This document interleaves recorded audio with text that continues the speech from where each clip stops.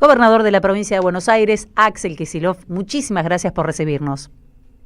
No, gracias a ustedes, la verdad que estábamos esperando este contacto hace tiempo y bueno, hoy por supuesto que los hechos en Argentina, en la provincia, se van amontonando, precipitando y una Uf, agenda sí. tremenda, pero yo la verdad que muy contento de poder compartir con ustedes y como vos decías, eh, hablar de madre, bueno, por supuesto Carmen, todas las madres y todo lo que madre significa, la radio de madres, la universidad de madres, con todo el ataque que recibió, pero bueno, ustedes saben, y es algo de lo que nunca hago alarde, pero la verdad que no puedo hablar de Eve porque se me corta la voz.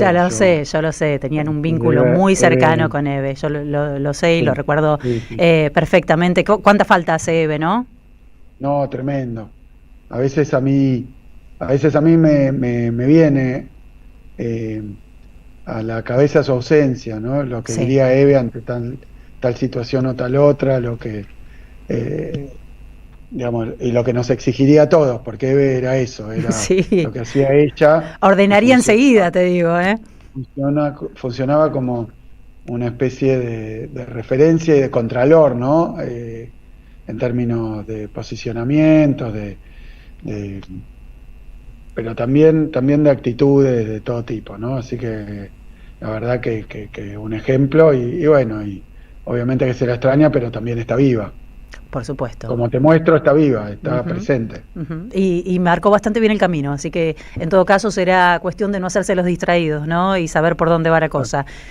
Axel, bueno, voy a empezar a preguntarte qué está pasando con YPF. Lo vimos con un mameluco de YPF el domingo al presidente. Yo quiero citar esto: el procurador del Tesoro de la Nación es un hombre que asumió en enero de 2025 y que provenía, ya en ese momento se lo señaló, obviamente no los grandes medios, pero se señaló que provenía de un estudio de abogados que podía tener algún conflicto de interés porque había representado a Burford, tenía vínculos con Burford y aún así asumió como procurador. Ahora dice que se excusa, la verdad que nos genera cierto ruido porque su procurador está en la línea de jerarquía más abajo, ¿no? O sea, obviamente Es hay un su vínculo empleado, ahí, no es su somos empleado. tontos. Es el jefe, digamos. Claro.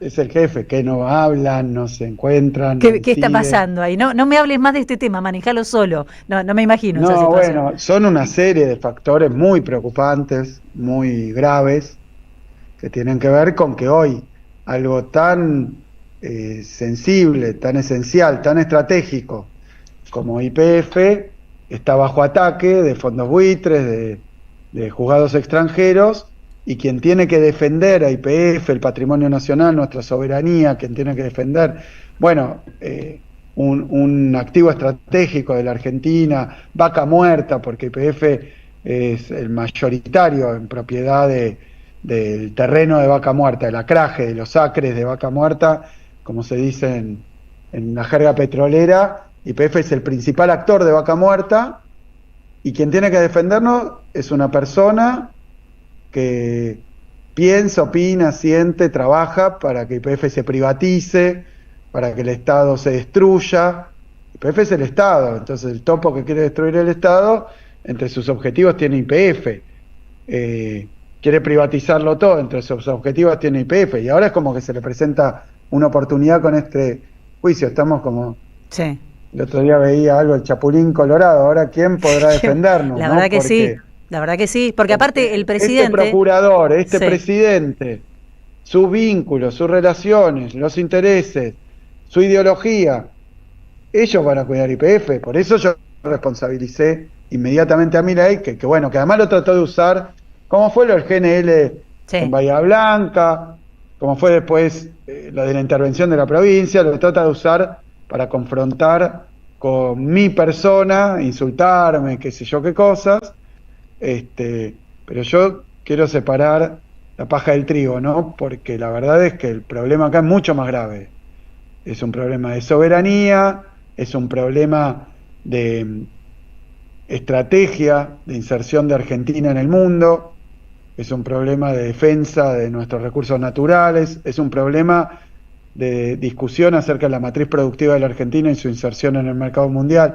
Es tan grave que sea Milei un confeso antagonista y opositor de las empresas públicas, del Estado presente, de la planificación, del papel de la sociedad en su conjunto a través del Estado en materia de discusión en todos los planos, bueno, que esté él ahora, y la verdad que es grave. Sí, sí, sí. Y de todas maneras, me parece que lo más grave es que sabíamos que esto iba a pasar, ¿no? Digo, me parece en campaña sabíamos qué podía suceder si votábamos a alguien que venía con una motosierra, con un discurso absolutamente antiestado, y ahí tenemos un aprendizaje, sin dudas.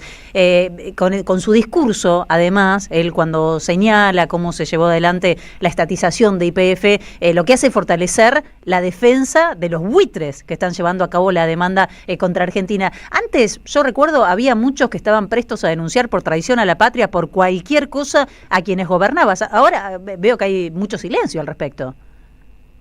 Sí, también tiene la particularidad YPF que ahí por el año 2012, cuando en el gobierno de Cristina yo era viceministro de Economía, pero un poco con responsabilidades en el área energética, y terminé teniendo un papel y luego ministro, con ya YPF recuperada.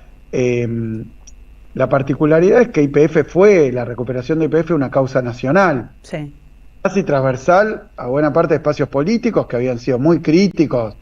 ¿Qué puedo decir? De la 125, que se habían opuesto a tal cosa, tal otra, de manera rabiosa. Acá no pudieron ni objetar el propósito de recuperar YPF, el control de YPF, ni siquiera oponerse a lo que ahora dicen fue un error, se hizo mal. Bueno, todos esos en aquel momento defendieron, votaron, acompañaron, y luego también, le agrego, incluso en el gobierno de Macri, algunos ministros de Macri habían sido diputados o senadores que votaron a favor de la recuperación de YPF, el 51% con este método, o sea que ahora sería raro. Sí. Uno de ellos, que no fue eso, pero Milman, por ejemplo, votó a favor y ahora dice, se hizo mal. Bueno, loco. qué memoria frágil, qué memoria frágil. Impresionante. No, pero porque además es un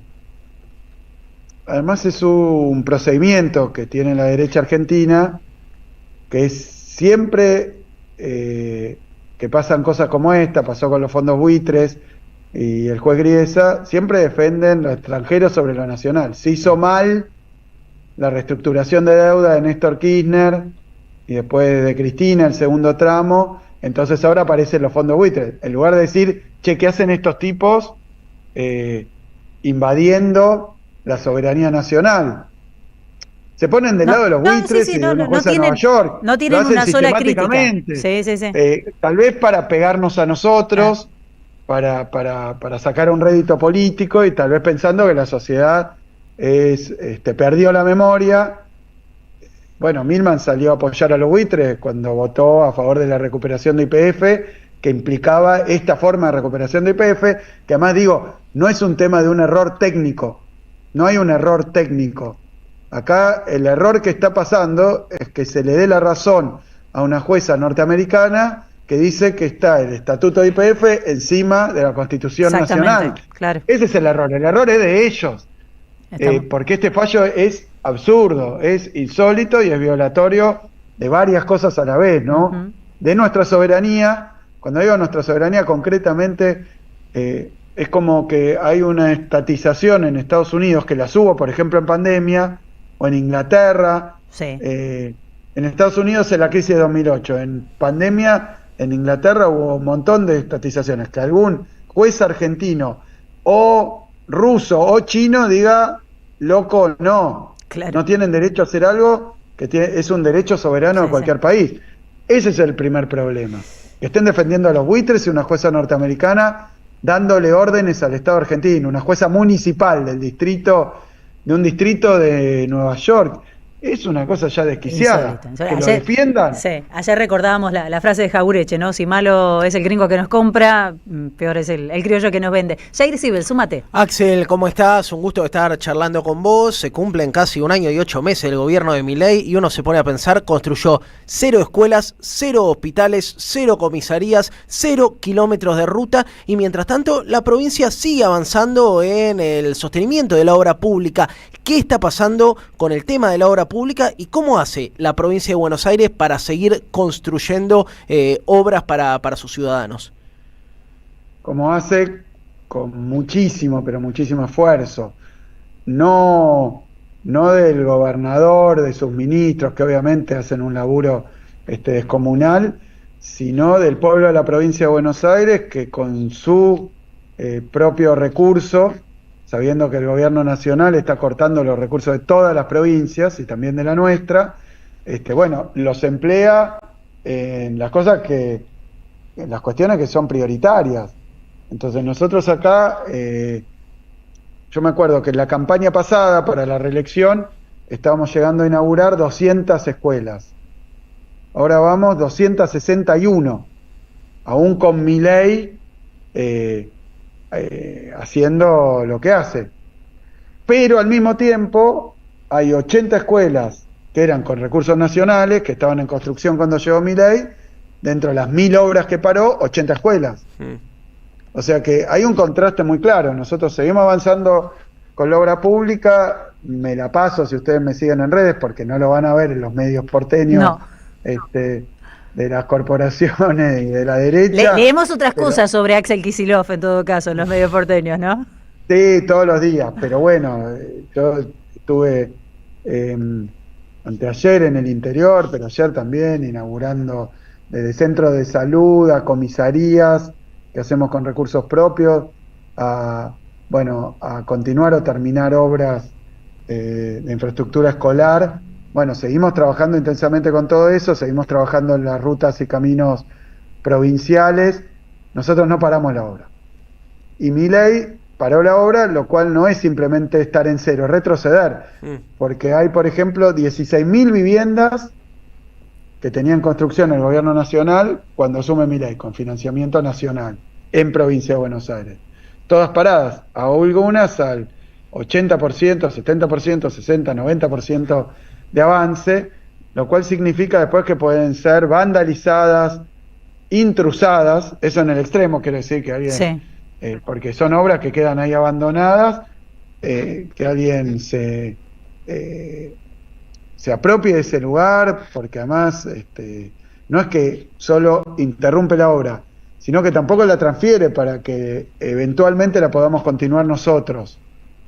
Es, digamos, con alevosía.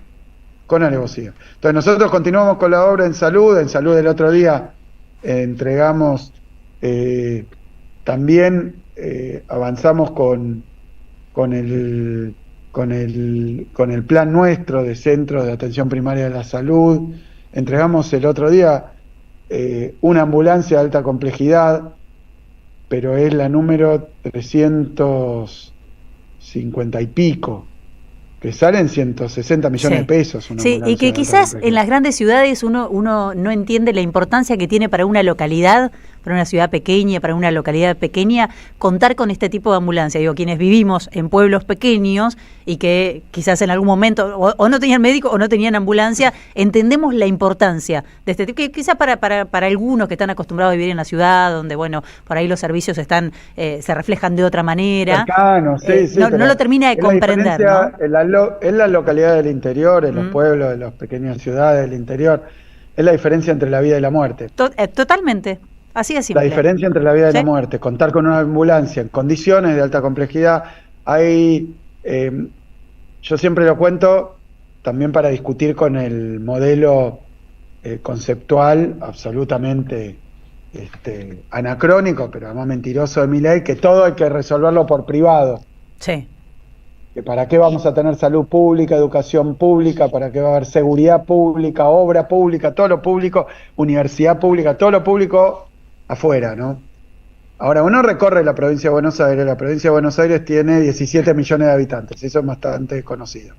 Después, la provincia con más superficie continental, porque Tierra del Fuego también es Antártida, isla del Atlántico Sur, o sea, la superficie total, pero continental, la provincia más grande, 307.000 kilómetros cuadrados.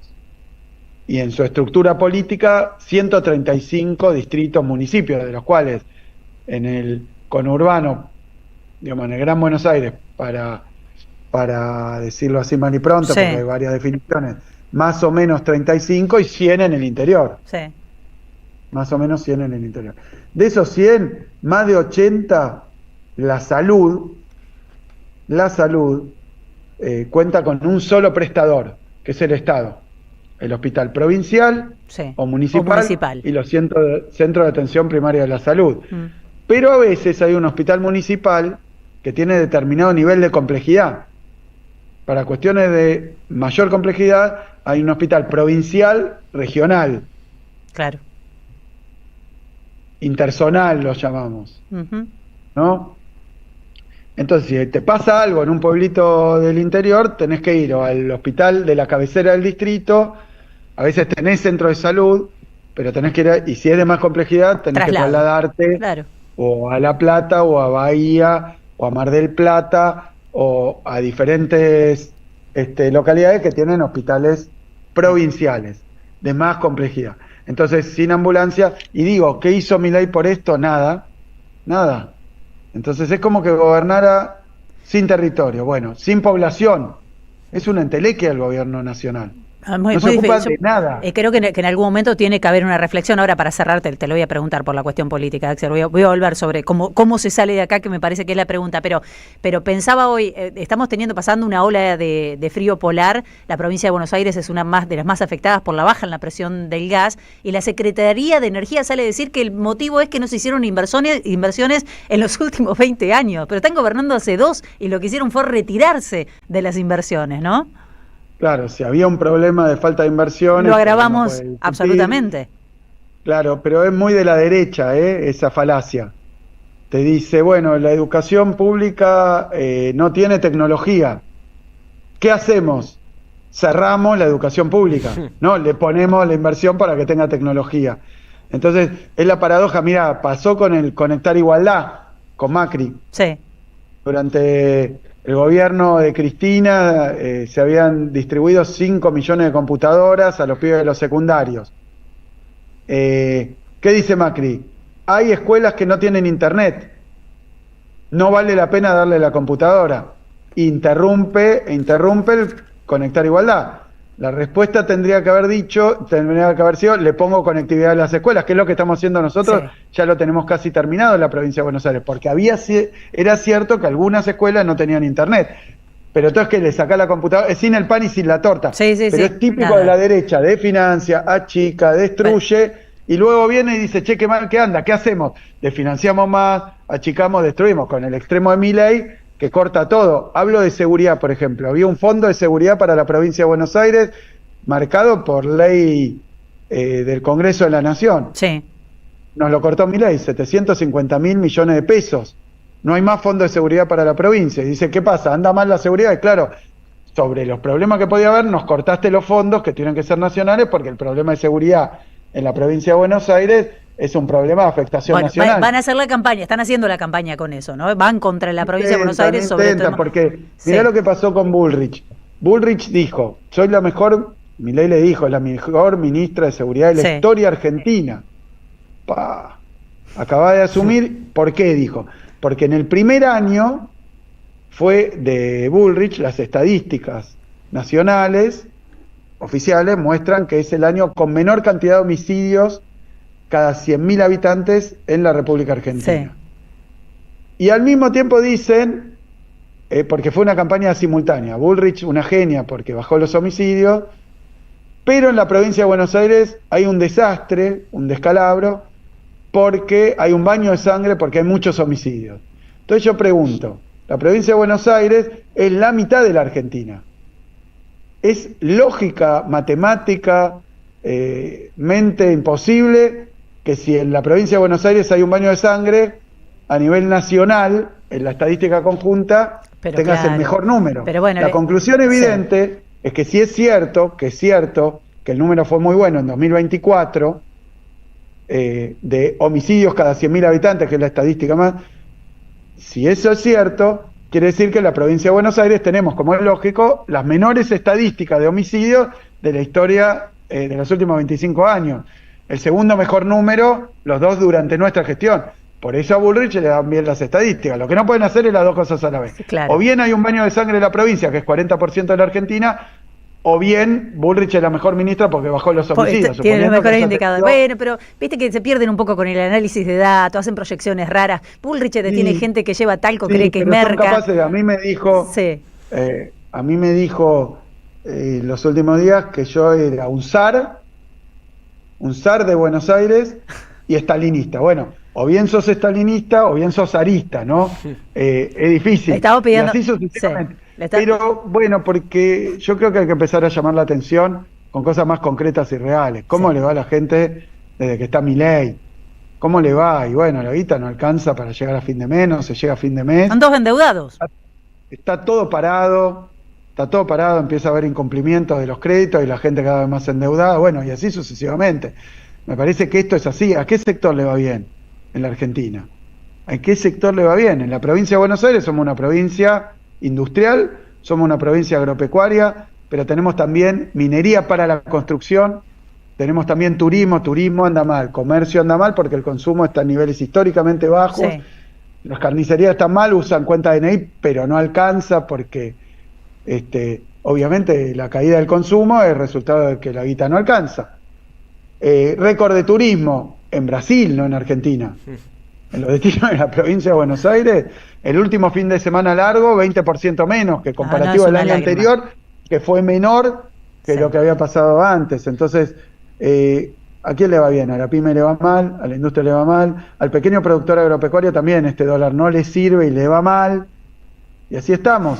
No miré a cuánto está el dólar hoy. El gobernador se llevó el mate, pero no lo dejamos tomar un solo mate. Igual ya vamos a ir cerrando. Sí, algunos tomé.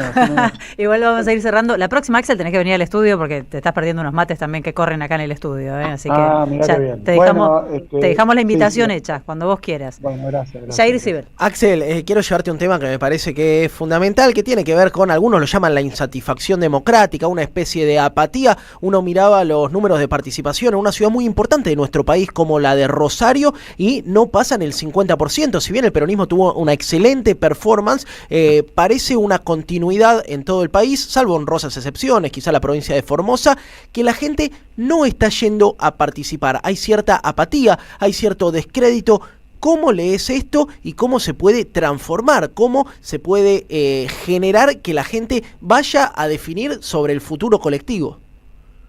Yo no arriesgo una explicación completa de las causas del triunfo de Milei, pero sí digo que veníamos en el país de un gobierno antiperonista, el gobierno de Macri, el gobierno de coalición de todos los sectores, después hubo un gobierno peronista también de coalición de los sectores, y yo creo que el primero fue un desastre absoluto, el de Macri, y el gobierno de Alberto, bueno, no alcanzó con las expectativas, en varios planos, no lo quiero analizar, y bueno, y después viene Milei. Hay un vínculo entre ambas cosas, y yo quiero dejar en claro que me parece que acá en Provincia de Buenos Aires, Milei no ganó ni las PASO, ni las generales, ni el balotaje, ¿no? Sí. Ahora vamos a una intermedia, que las intermedias siempre nos han resultado complicadas al peronismo en la Provincia de Buenos Aires, pero a pesar de eso, yo creo que lo que hay que hacer es explicarle muy bien a la sociedad, por lo menos acá en la provincia, cuál es el contenido del voto, para qué se está votando, qué es lo que estamos decidiendo, y me parece que tiene un poco que ver con lo que vos contabas, más allá de las candidaturas, de los cierres, todo, una boleta va a decir Milei, los candidatos de Milei, o sea, menos escuelas, menos trabajo, menos salario, menos derechos.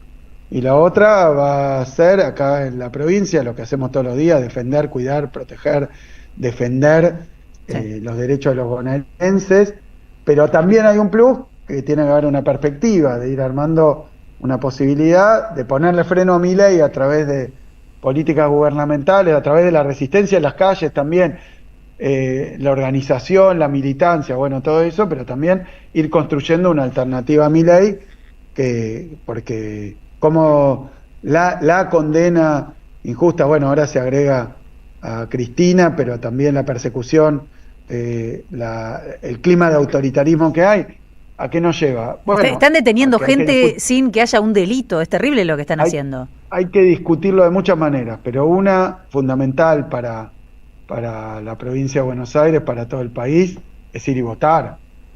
es ir y votar. O sea que nosotros le tenemos que dar un contenido muy claro al voto. Está Me muy parece bien. que en otras provincias tal vez el gobernador o las autoridades no dejaron tan en claro que hay Bueno, opciones Formosa tuvo mejores contrapuestas. números, ¿no? El domingo fue una de las mejores en lo que Sí, va del año. sí, pero bueno, por eso, acá en Provincia de Buenos Aires, nosotros venimos diciendo que somos un escudo, una red para cuidar a los bonaerenses de las políticas de Milei, imperfectamente, insuficientemente, porque la macroeconomía es realmente un desastre en términos de desigualdad, en Sí, términos de pérdida de condiciones de vida, de bienestar.